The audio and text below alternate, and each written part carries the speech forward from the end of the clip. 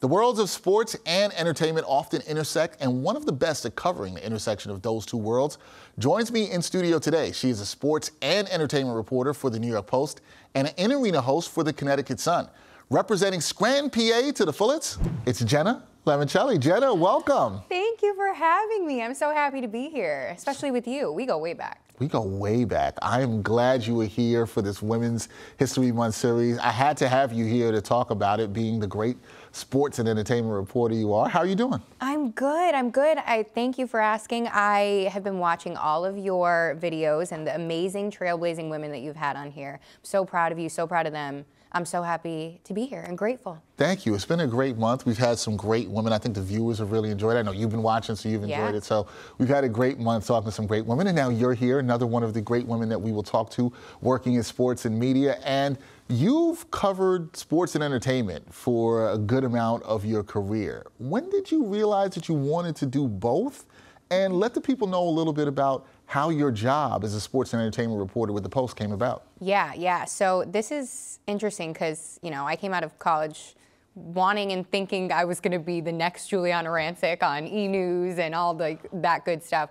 But I was in celebrity covering different events, red carpets, movie premieres, you name it, doing all the celebrity fun stuff, beauty, fashion, all the mix. And I realized that it could turn into a career in sports. And when entertainment and sports started colliding, I always call it like the most beautiful marriage I've ever seen, because then you have celebrities and athletes coming and hanging out. And not that this was something new, but they really started picking up in the industry a couple years ago, creating fashion lines, cologne. James Harden has a wine now. It's a whole thing. They're getting into so many things. And that's when I started getting pitched, you know, interview this athlete at Saks, Anthony Davis. I did an interview with him a couple years ago, and that's when it really started to pick up. And I've always loved sports. It's always been a passion, but that's when I realized, wow, I can really carve into this lane that's not, you know, I always tell people I'm not crunching numbers on the sidelines like at ESPN, but I'm in the mix with sports and doing a fun entertainment flair with it. And to be honest, these athletes open up more because they don't always want to talk about their sport. They want to talk about other things that they're passionate about. And I'm glad that I can give them a platform to do that. Yeah, you do, and you have that platform here with the New York Post, and you're right, athletes, none of us just want to talk about everything we just do at our jobs. There's so much more to us. There's so much more that we're layered at in what we do, and you get to do this. And you mentioned something before when I just asked you that question. You talked about how there's been an increase, right, in the link between sports and entertainment over the years. Do you think this is something that's going away, or is this here to stay? It is here to stay. It is here to stay, and it's only going to keep growing. And that's truly my opinion of being in the industry and being also a consumer of all this content, because I'm a fan. And also, to answer your other question about how my job came about with the Post, I went on an interview for the Post a couple years ago, knew I wasn't qualified, but if I could just get in front of somebody there and explain to them how well this entertainment and sports marriage was working in the coverage of everything, then I can convince them that this is something they needed to do. I did not convince them, but I always call the Post a full circle moment, because they came back around and when they were trying to build out a team to do this entertainment and sports thing, and they, you know, came to me and we, you know, just had a lot of things that we aligned on. And that's when I joined the Post 2 years ago. My 2-year anniversary is coming up. But yeah, it's here to stay because I'm a part of that team at the Post, and we have no shortage of content at all when it comes to entertainment, sports, in any type of realm that may be. I mean, the Super Bowl that we just had, huge opportunity for entertainment and sports. So of course we were covering that on the ground and from afar. I think one of the things you just said there, and people should definitely take from that, is like, look, Jenna went, asked for an opportunity, at least presented it, and then it came back full circle, right? It didn't happen immediately in the moment, but you presented an idea to the Post, and now you are one of the premier sports and entertainment reporters in New York City and for the New York Post, and so that's great. Growing up, who were some female sports and/or entertainment reporters that you looked up to that one, and have you had any experiences with young women seeing you do what you do and telling you that they now look up to you? Right. Yeah, I mean, so many people, and apologies to anybody that I don't name today, but just to name a few, I said Juliana Rancic coming up in the entertainment sector, of course, but when it comes to sports, there's one name at the top of my list that I have to say because I'm eternally grateful for her, and it's Kristen Ledlow from NBA TV, and she is doing incredible things there. She's a new mom. Congratulations to her. But she really has kind of held my hand through a lot of this journey and been a great mentor and has given me valuable advice that I've taken with me to this day. We still chat and connect, and I seek advice from her all the time. She's somebody I really looked up to because I loved her storytelling. And she was so passionate and personable on camera with the way she did things. And it's just someone that I've been following for a long time. And of course, you know, there's a bunch of people in the industry, you know, that you can name up and down. I even watch Taylor Rooks all the time and different people, Carrie Champion. The list goes on. The list goes on. There's a lot of great women doing stuff in sports, entertainment, and interviewing. The young girls, yeah, and the young girls. I'm sure there's a lot of young girls looking up to you. Bloomsburg University, represent. They reach out a lot. There you go. Bloomsburg University's own Jenna Lemoncelli. Okay, I got to ask you this, right? Because we talked about sports leagues aligning themselves with celebrities or stars. Which of the major pro sports leagues do you think does a really good job of doing that, aligning themselves with celebrities and stars that work for the sport or the game that they're promoting? Yeah, I mean, for me personally, this is a no-brainer. The NBA, Commissioner Adam Silver has done remarkable work marketing the players in a light of entertainment, pop culture, anything outside of the actual sport. The NBA markets their players so well, and they care about their endeavors off the court, and they tie it into everything, which is so important. So I think that the NBA, hands down, is the blueprint for other leagues to just follow, to make your players happy and also shine a light on different other things. And the NBA is a entertainment in its own. I mean, All-Star Weekend every year, I usually go, and it's just incredible. Yeah. Yeah, All-Star Week is one of the biggest events in sports where you really see that, right? Yeah. Entertainment and sports collide. I think another one that we see, definitely, it might be the pinnacle of where we see entertainment and sports collide, Jenna, is the Super Bowl, and particularly the halftime show, right? Every year for the halftime show, there's a lot of talk about, is this the best halftime show? I remember this year for the Super Bowl, myself and Chelsea Sherrod, who works here at SNY, we did a little talk about breaking down Rihanna's halftime show. I want to talk about that, right? Because I feel like Super Bowl halftime shows are getting better. Because remember, there was a time where I think a lot of people were just like, I don't care. I'm going to change the channel. We'll go someplace else. Do you think Super Bowl halftime shows are getting better? Is there another level that they can go to? Are we doing better than we saw in the past in terms of Super Bowl halftime shows? Loaded question. We can have a whole interview on that question. Yes, I want to say they're doing great and they're doing better. And the thing with the Super Bowl halftime show, which is why it's always going to be a thing and making headlines, is because people love to nitpick it. There's always going to be an issue with it, but it's incredible. I mean, Rihanna this year revealing her pregnancy, and a lot of people had a problem with the show because it wasn't as Beyonce-esque with the theatrics of dancing and things like that. And by any means am I not comparing those two, because you ain't coming for me. You don't want to get in that hot water. That already happened to somebody else. Already happened to somebody else, and we spoke about that on here. We did. No, by any means am I not comparing. I'm saying a lot of people had critical things to say because it wasn't as dancing and formation and different things like that. However, first of all, she's out there pregnant, doing her thing, being a boss. And let's showcase those vocals, which she did. So I thought she did incredible. But again, people are always going to have an issue. And it's always an opportunity. Look at all the viral videos that came from her dancers doing all the different moves to the costumes, the outfits. I don't know if you caught the viral video of the women in, I think it was like a nursing home or some care center that redid the performance. So it's always great. It creates news and it's fun. And you got to love Rihanna.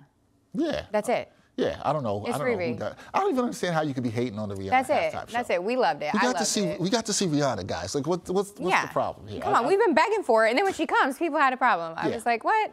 You're right. You make a great point. People can always complain about everything. That can always happen. Now, inevitable. In your career, your illustrious career of sports and entertainment. I had to use the word illustrious here. Let's go. There we go. You've interviewed some pretty big-name athletes, especially during your time here at the Post. What's been the favorite athlete feature that you have worked on during your time here at the Post?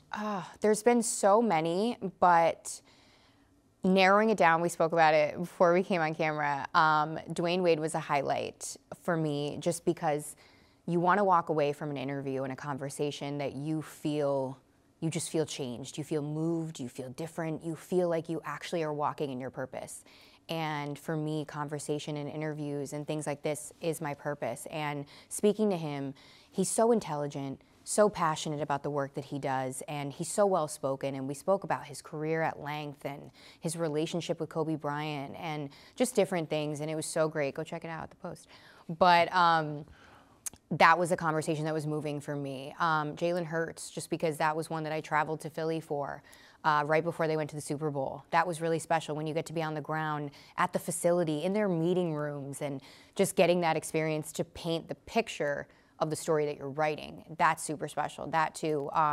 And one more that stands out, wasn't an athlete feature, but I went to the set of The Shop in Cleveland. Yes, that was one of my favorite ones that you did. Yeah, and we talked came right on after that. And talked about it here, and it was so special because to see how a show is made and to see somebody like LeBron James creating an environment in his entertainment sector that is uninterrupted, and their team over there too at Spring Hill were just so accommodating and incredible, and that was special to see the ins and outs of everything. And another fun fact from that, they don't stop taping. They don't take scripted things. They just go and then they watch the film back and then bring everything together. So that was cool to learn that and tell that story. Yeah, I remember when you told me about doing that, I was like, wow, that's a really dope story that you get to cover. Just to be a fly on the wall and see how everything was made, and that's the kind of access that you get. Now, what people should know is beside covering athletes, Jenna also works as the in-arena host for the Connecticut Sun of the WNBA. Now, I have to say this. When I go to games and I see the presentations and I see the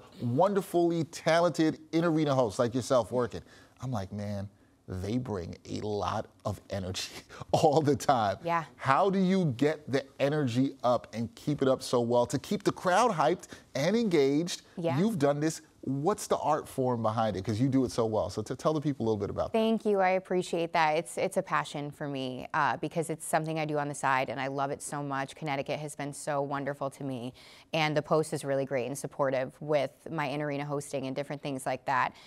How do I keep it up? A lot of coffee.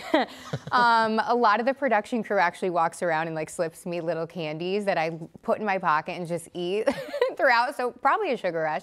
But honestly, it's you're feeding off the crowd. And really, when you hold that microphone, you're creating the environment there. If you're not feeling the vibes and if you're off, they can tell, and when I say they, I mean the fans and the crowd and everything. So you're creating the atmosphere. You actually are given the keys to the car, I guess, that you're driving to create the atmosphere, the vibe, the feeling, the joy. So keeping that up is super important to me, even on days when I'm not feeling it, because I'm not perfect. Some days I'm tired after working at the Post, and then you got to run down to the games.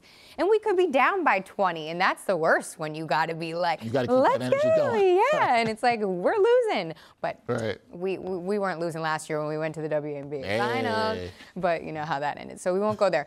But yeah, it's just, again, it's a passion. You have to love what you do to be there, and because they can feel it. If you're not feeling it, the crowd can feel it, and that's the worst, and you don't want to be that person. But it's been amazing. Yeah. Coffee and candy. Look, I seriously always am amazed at watching an in-arena host. And just like anything else, guys, when you see it done at a great level, like Jenna does, you know it's really good. When you also see it not done at a great level, you kind of know something. I've seen it. I saw it recently. I'll talk to you about that off camera. I saw that recently. Mm-hmm. It was not that great. When we talk about covering sports and entertainment with different athletes, right, and I kind of get a little bit of peek behind the curtain with this working at the Post and here at SNY with the partnership that we have, you get to see a lot of what's trending, right? Which athletes, in terms of people you write about, move the needle the most? And what are those athletes, or who are those athletes, I should say, that you feel like people really want to know about and know more about? Who are those athletes? I mean, there's so many, but if I were to go into my head and pluck what I'm seeing in Google Analytics, what performs at the Post too, and also just in general being a fan and consumer of sports and entertainment, the obvious answer would be, of course, LeBron James, the LeBron Jameses of the world. And when I say that, I mean Tom Brady, and then you have Patrick Mahomes. People are enamored by these older and younger athletes that are doing different things. We just saw that Netflix, I think it is doing something around the quarterbacks. A couple quarterbacks, they were following Patrick Mahomes. People are so fascinated with his life and his home life and his babies and his wife and his family, of course, you know, trending all the time. Yeah. But LeBron James and people like that too, because it goes back to that tie to entertainment. They're friends with celebrities. People want to do what they're doing. They want to talk like they talk. They want to wear the things they're wearing, and so on and so forth, plug products here and there. But it's those kind of people. Tom Brady can literally tweet, "I'm sitting in the grass," and people will literally show photos online of them being like, "Look at me, I'm like Tom Brady," like sitting in the grass in a field. I don't know, they're just plucking this off the top of my head. But it's those kind of athletes that you're seeing the popularity outside of their sport that's moving the needle. Yeah, you're really seeing that, and how it also connects with social media. We're seeing a lot of that today, and just how important that is in the way we tell stories. Lastly, Jen, I got to ask you, because you are the prominent sports and entertainment reporter in the New York metro area, out here representing for the ladies. I've asked every woman this question that's been up here, so you're not going to escape this one. You're making history in your own way. I do believe everybody makes history in their own way. So what does making women's history mean to you? Wow. First of all, you make me look great, and I'm humbled by that question and that amazing compliment. I never really thought of it like that, that I'm part of history or making history, so that's really cool. Every day that I'm in sports, I feel so grateful to be here and have a seat at the table, and for people at the Post and SNY and like yourself that help champion us. Because again, being a woman in sports isn't easy. It's inevitable. You know, we either don't know enough or we're XYZ, and that comes with the territory in any industry. But being a woman, you know, in sports and making history per se, like you said, it's special because I don't feel as though I'm doing that, but then you have, like you asked me before, about the young girls that come forward, even people that I talk to on Twitter or send me nice messages because they see me at a game screaming on the microphone like a maniac. But if somebody can see that and seek any type of advice, whether it may be me telling somebody last night at the Red Bulls Arena at a women's empowerment event, that to be nice to everyone, and because you don't know who is in that room, and they may not be the most important person that day, but they might be that person next year in a position that could help you. So just always being nice, and that's just making history, is if you can help anyone, and just these young girls, like you said, that reach out, and that's special. Like if I can just, again, I don't know if I'm making history, but even if you can help open a door, open a window, open anything to help another woman and somebody make moves in this industry is super special. So I'm continuing to learn, and I hope that other people are learning from anything that I may be doing, and it's special. I think a lot of people are learning from what you're doing. You're making a great impact. Even if it's not historic in your eyes, it's always about making an impact, and I think sometimes we're making an impact in ways that we don't even realize. Right. But I'm here to tell you that you are definitely making an impact. And I appreciate you, and you're making that impact too. Thank you. I try. Everyone. It's my really good friend, the prominent, as I said, sports and entertainment reporter in the New York metro area, Jenna Lemoncelli. Jenna, you're doing great work. You're going to continue to do great work, and I can't wait to see you do more, especially with the Connecticut Sun this season coming up. Can't wait to see that. Hopefully you save your voice. Don't lose it from trying to keep everybody hyped too much. Right. But we know you're going to do great things. Everybody, go check out Jenna's work on NewYorkPost.com. She does such a tremendous job. Appreciate you for joining me for this edition of the Women's History Month interview series, and we'll have you back up in studio again. Yes, thank you, my friend. All right. Everybody, till next time. Peace.